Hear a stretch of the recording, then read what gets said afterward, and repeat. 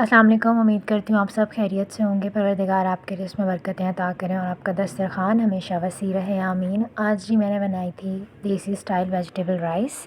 आइए मेरे साथ रेसिपी को फॉलो कीजिए।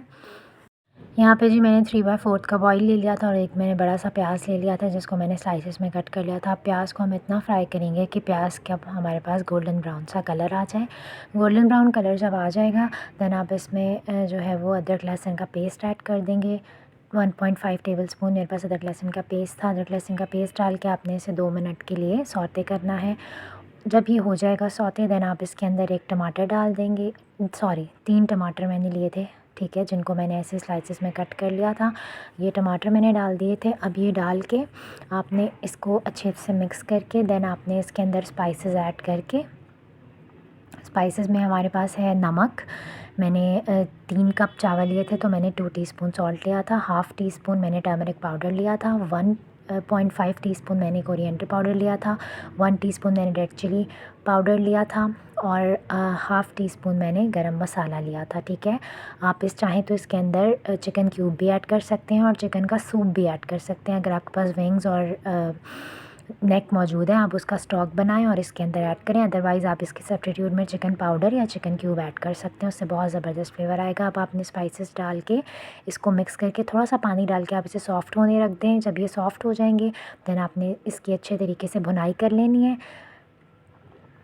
ठीक है। ज़बरदस्त किस्म की भुनाई उतनी देर। अगर आप चैनल पर न्यू हैं तो काइंडली सब्सक्राइब कर दें, शेयर कर दिया करें, लाइक कर दिया करें। ये आपकी तरफ से अप्रिसिएशन होती है, इनकरेजमेंट होती है, ठीक है जी। अब ये भुनाई हो चुकी थी। अब मैं इसके अंदर जो है वो हाफ़ कप मैंने मटर लिए थे।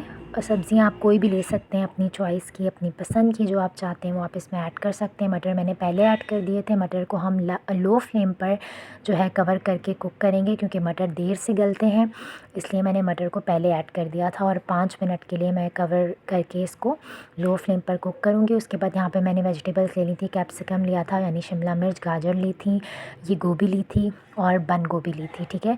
इसको मैंने इस तरह से कट कर लिया था। आप जो भी वेजिटेबल्स अपनी चॉइस की लेना चाहते हैं वो आप ले सकते हैं, ठीक है। ये मैंने थोड़ी थोड़ी ले ली थी यानी दो कैरेट्स, 2 कैप्सिकम और एक छोटा फूल था गोभी का और इसी तरह से हाफ़ जो है वो बंद गोभी थी। अब ये मटर जो है वो हाफ़ हो गए थे। फिर मैंने इसके अंदर ये वेजेस डाल दी थी। अब वेजेस डाल के आपने इसको हाई फ्लेम पर 4 से 5 मिनट के लिए इसको फ्राई करना है मसाले के साथ। ज़्यादा आपने इसको नहीं करना, भूनना, ज़्यादा नहीं भूनना क्योंकि ये सॉफ़्ट हो जाएंगी, टूट जाएंगी, चावलों में नज़र नहीं आएंगी, जो कि हम बिल्कुल भी नहीं चाहते, ठीक है। तो आपने इसको अच्छे से मिक्स करके यानी 4 से 5 मिनट आप इसको फ्राई करेंगे। उसके बाद मेरे पास 3 कप्स जो थे वो राइस थे तो मैंने 6 कप जो है वो पानी लिया था। मैंने चावलों को सोक नहीं किया था। अगर मैंने चावलों को सोक किया होता तो चावल सॉफ़्ट हुए हुए होते तो मैं उससे कम यखनी रखती, बट मैंने 3 कप चावल लिए थे तो 6 मैंने जो है कप्स वो यखनी के इसमें लिए, इस तरह से, ठीक है। अब आप इसको कवर करके कुक करेंगे। जब इसका पानी ड्राई हो जाएगा देन आप इसको दम पे रख देंगे 10 मिनट के लिए लो फ्लेम पर, ठीक है। और फिर इस ज़बरदस्त सा इसको दम लग जाएगा।